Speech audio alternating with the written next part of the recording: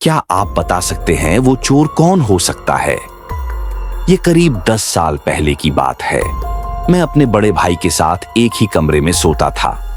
जब मेरा बड़ा भाई कॉलेज चला गया तो मैंने उसका पूरा कमरा हड़प लिया और कमरे में एक डेस्क लगवा लिया। पर जब वो कॉलेज खत्म करके घर लौटा तो भाई ने फिर से अपना कमरा वापस ले लिया। मुझे ऊपर वाला छोटा सा गेस्ट रूम मिला जो गैरेज के ठीक ऊपर था। एक शुक्रवार की रात मैं घर पर बिल्कुल अकेला था। मम्मी पापा वीकेंड के लिए फिल्म गए थे। बड़ा भाई भी माल घूमने के लिए गया था। रात 11:30 बजे मैं बिस्तर पर लेटा किताब पढ़ रहा था। तभी मुझे नीचे से गैरेज का दरवाजा खुलने की आवाज आई और पूरा फर्श हिलने लगा। मेरा तो दिल धड़क गया। कोई भी घर पर नहीं होना चाहिए था। मैं तुरंत अलमारी से पुराना बेसबॉल बैट निकाला, 100 नंबर डायल किया और फोन जेब में डाल दिया। सीढ़ियां उतरते हुए मुझे मम्मी पापा के कमरे से 2 मर्दों की फुसफुसाहट और सामान हिलाने की आवाज आई। फोन पर ऑपरेटर बार बार कह रही थी, छुप जाओ, कुछ मत करो। लेकिन मैं खुद को रोक नहीं पाया। मैंने बैट कसकर पकड़ा और चिल्लाते हुए कमरे में घुस गया।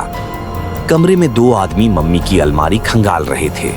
मैंने जोर से चिल्लाया और पहले वाले की टांग पर बैट दे मारा। पहला आदमी तो गिर पड़ा, पर दूसरा मुझ पर टूट पड़ा, मुझे दबोच लिया और मेरा गला दबाने लगा। तभी पहला वाला चाकू लेकर मेरी तरफ बढ़ रहा था। मुझे सच में लगा कि अब मर जाऊंगा।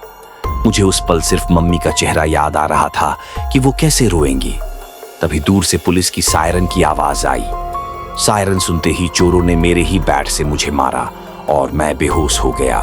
आखिरी चीज जो मुझे याद है, बैट मेरे सिर पर आया और सब अंधेरा हो गया। जब होश आया तो पुलिस वाला मुझे हिला रहा था।